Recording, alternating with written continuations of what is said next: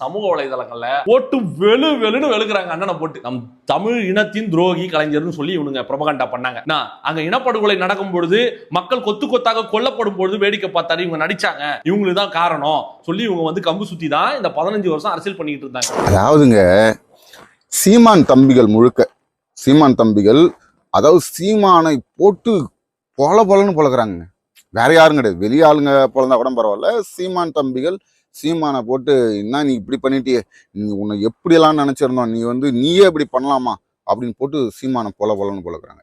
ஏன் அப்படின்னு சொன்னீங்கன்னா, இப்ப சீமான் என்ன சொல்லிட்டு வந்தாரு, திமுக எங்களுக்கு துரோகி, காங்கிரஸ் எங்களுக்கு எதிரி, என் இனத்தை கொண்டு குவித்தது திமுக அப்படின்னு சொன்னாரு.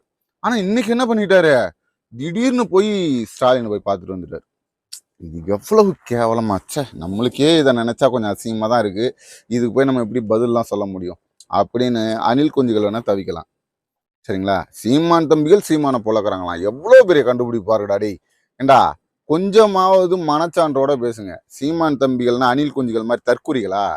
அண்ணன் செந்தமிழன் சீமான் அவர்களின் தந்தையார் இறந்தபோது முதல்வர் ஃபோன் பண்ணி, அதாவது நீங்க ஒன்றும் கவலைப்படாதீங்க, நாங்க இருக்கோம் உங்களுக்கு அப்படின்னு சொல்லி ஒரு ஆறுதல் சொல்றாரு. நாங்க இருக்கோம்னா அவர் வந்து கூடவே நிக்க போறது இல்லை, ஆனால் அது ஒரு மாண்பு.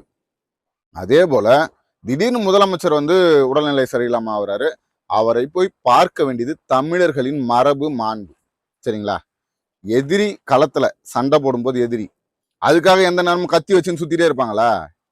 நீங்கெல்லாம் அரசியலுக்கே சுத்தமா 1% கூட தகுதி இல்லாத நபர்கள்ன்றது அது மூலமா தெரியுது. அங்க போய் பார்த்துட்டு வெளியில வந்து செய்தியாளர்கிட்ட திமுகவை போட்டு பொழக்கிறாரு. அதற்கு அடுத்து நடந்த அத்தனை மேடைகளிலும் திமுகவை பொலன்னு பொழந்த ஒரே நபர் அண்ணன் செந்தமிழன் சீமான் தான்.